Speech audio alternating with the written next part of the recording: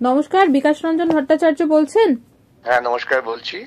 মালদা এবং মুর্শিদাবাদে যে অশান্তি হয়েছিল তার প্রতিবাদে বা সেই পরিস্থিতিতে রাষ্ট্রপতি শাসনের সুপারিশ করেছেন রাজ্যপাল সিভি আনন্দ বোস।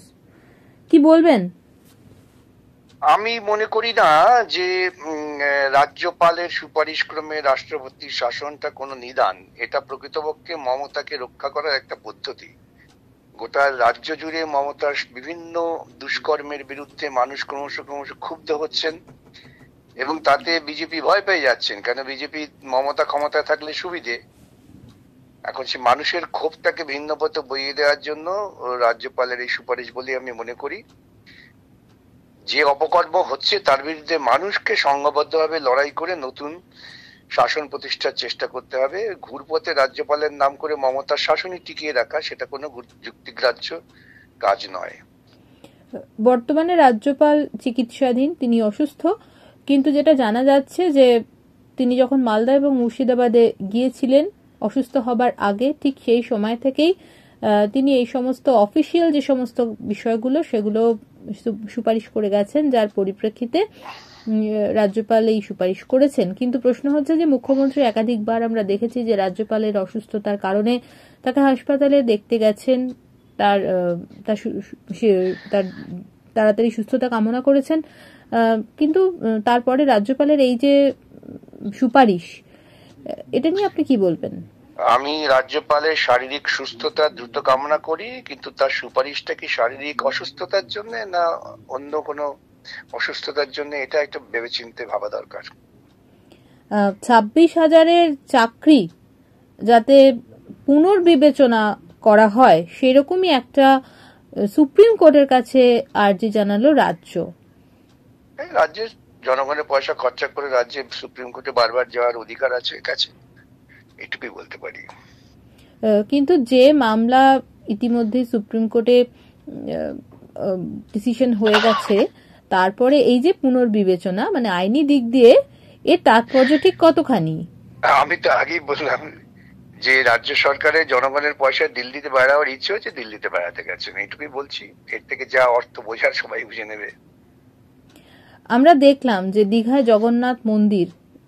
জগন্নাথ মন্দিরকে ঘিরে মুখ্যমন্ত্রী মমতা বন্দ্যোপাধ্যায়ের যে উদ্যোগ, সেটা নতুন করে আমাদের বাংলায় একটা হিন্দুত্বের সূচক বলতে পারি। তার কারণ হচ্ছে যে আমরা সবসময় ধর্ম নিরপেক্ষতার একটা প্রতীক হিসাবে মমতা বন্দ্যোপাধ্যায়কে দেখেছি, কিন্তু দীঘার জগন্নাথ মন্দিরে মুখ্যমন্ত্রী মমতা বন্দ্যোপাধ্যায়ের উদ্বোধনকে ঘিরে যে পরিস্থিতি, সেটা নিয়ে আপনি কিভাবে দেখছেন বিষয়টাকে?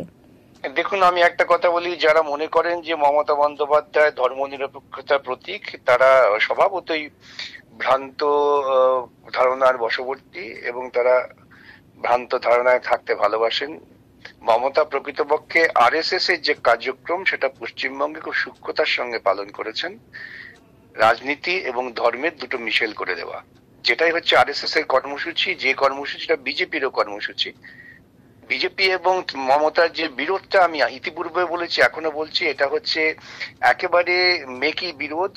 সাধারণ মানুষকে, যারা সরাসরি ভাবে রাজনীতির সঙ্গে যুক্ত নন, যে ব্যাপক সাধারণ ভোটার আছেন, তাদের বিভ্রান্ত করার জন্য এই বই কি আর কিছু নয়। আজকে মমতা এক ধাপ এগিয়ে দেখিয়ে দিলেন যে তার পেছনে আরএসএস আছে এবং তিনি সরকারি টাকা খরচা করে মন্দির করতে পারেন। রাজ্যপাল কিন্তু এই বিষয়ে কোনো সুপারিশ করেননি যে এটা অসাংবিধানিক কাজ। রাজ্যপাল কিন্তু এই বিষয়ে সুপারিশ করেননি যে একটি সুপার নিউমারি পোস্ট তৈরি করে বেআইনি ভাবে নিয়োগের ব্যবস্থা করা হচ্ছে, সে ব্যাপারে তিনি কিন্তু খুব চিন্তিত নন। যতটুকু আপনারা বলছেন, আপনাদের মারফত জানতে পারছি, রাজ্যপাল মুর্শিদাবাদের যে ঘটনা ঘটেছে, যে ঘটনাটা বিজেপি এবং তৃণমূলের পারস্পরিক বোঝাপড়ার মধ্য দিয়ে হয়েছে, সেই ঘটনাটাকে তিনি সুপারিশ করেছেন যে সাংবিধানিক ব্যবস্থা নেওয়া হোক। সুতরাং রাজ্যপালের এই সিদ্ধান্ত আমার মতে অসুস্থ সিদ্ধান্ত, এর বাইরে কিছু বলছি না।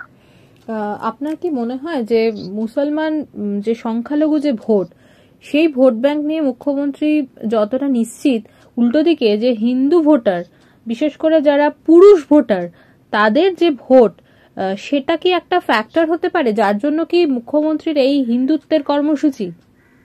দেখুন, মুখ্যমন্ত্রীর হিন্দুত্বের কর্মসূচি গোটা দেশে আরএসএস কর্মসূচি যেমন চলছে তারই অনুসারী, সুতরাং পুরুষ নারী এসব ভেবে লাভ নেই। একেবারে সরাসরি ধর্মীয় নীতির উপর দাঁড়িয়ে বিভাজন তৈরি করো, মানুষের মধ্যে বিরোধ টিকিয়ে রাখো, যাতে মুখ্যমন্ত্রী এখন তো তার রাজ্য কোষাগারে টাকা নেই। আজকে তো সংবাদ দেখলাম যে শিল্প গড়বার জন্য যে ইনসেন্টিভ দেওয়া হতো সেটা দিতে পারছেন না। যাদের বিভিন্ন রায়ে আদেশ হয়েছে সরকারের পক্ষে টাকা জমা দেওয়ার, এমন এমন প্রস্তাব আসছে যে যারা এই ডিক্রি পেয়েছেন তাদের বলা হচ্ছে আপনারা ছেড়ে দিন। শুধু রাজ্যটাকে মোটামুটি উনি ধ্বংসের প্রান্তে এসে দাঁড় করিয়েছেন, এবং সেই জায়গায় দাঁড়িয়ে এই ধর্মীয় বিভাজন না করতে পারলে উনি এক মুহূর্ত টিকে থাকতে পারবেন না। সেই কাজটা উনি খুব গোপনে বিজেপির সঙ্গে বোঝাপড়া করেই করছেন।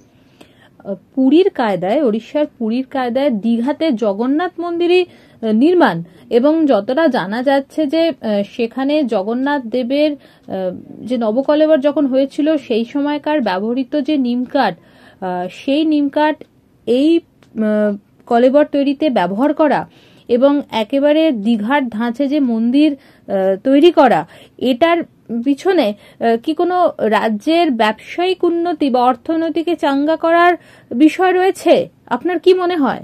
রাজ্যকে ভিখিরিতে পরিণত করে দেবতার কাছে গিয়ে ভিক্ষা পাত্র নিয়ে বসে পড়ার নির্দিষ্ট লক্ষ্যেই এই পরিকল্পনা। মমতা বন্দ্যোপাধ্যায় ডাকলে আপনি যাবেন, আপনি এমনটা বলছেন, এটা কি করে সম্ভব? এটা আপনারা ভুল বুঝেছেন।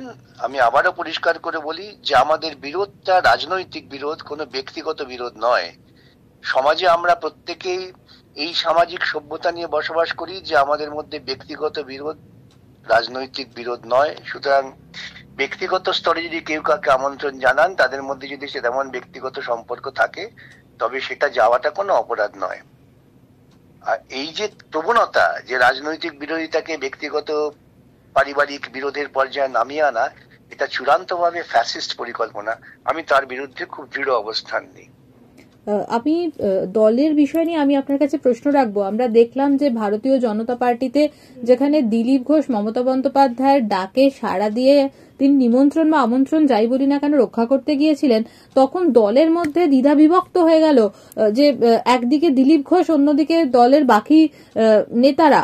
কিন্তু আপনার কি মনে হয় যে আপনি যদি যান তাহলে আপনার দলের মধ্যেও এরকম একটা পরিস্থিতি তৈরি হবে নাকি? এটা ছিল রাজনৈতিক কর্মসূচি। আমি যদি মমতার ডাকে রাজনৈতিক কর্মসূচিতে যাই তাহলে লোকে আমাকে ছিছি করবে। আমি অতটা মূর্খ নই। আমি বলেছি ব্যক্তিগত সামাজিক কোনো আমন্ত্রণে, এটা কোনো রাজনৈতিক আমন্ত্রণ নয়। দীঘার মন্দির তৈরি ছিল আরএসএস এর রাজনৈতিক কর্মসূচি, সেখানে দিলীপ ঘোষ গিয়েছেন, রাজনৈতিক নির্দেশে গিয়েছেন, এবং যারা তার দলের মধ্যে বিরোধ করছেন তারাও বিরোধটা করছেন খুব সাজানো বিরোধ। কেন তাদের মনে হচ্ছে যে আমরা যে অভিযোগটা করছি মমতার বিজেপি অভিন্ন, সেটা প্রমাণ হয়ে যাচ্ছে। অথবা একটা বিরোধিতা বজায় রাখো, যে বিরোধিতা বজায় রাখলে পরে সাধারণ মানুষ তারা মনে করবেন হ্যাঁ হ্যাঁ ওর তো তৃণমূল আর বিজেপিতে এক নয়, একটু বিকাশ ভট্টাচার্য বাজে কথা বলছেন, সেটা প্রমাণের জন্যই এটা। এবং আপনারা দেখবেন আগামী কিছুদিন পরেই এই যারা আজকে বিরোধিতা করছেন তারাও ধীরে ধীরে বলবেন ঠিক আছে মন্দির হয়েছে তো কি হয়েছে, হিন্দু ধর্মের তো রক্ষা হয়েছে, এই বলে তারাও মাঠে নামবেন মমতার পক্ষে।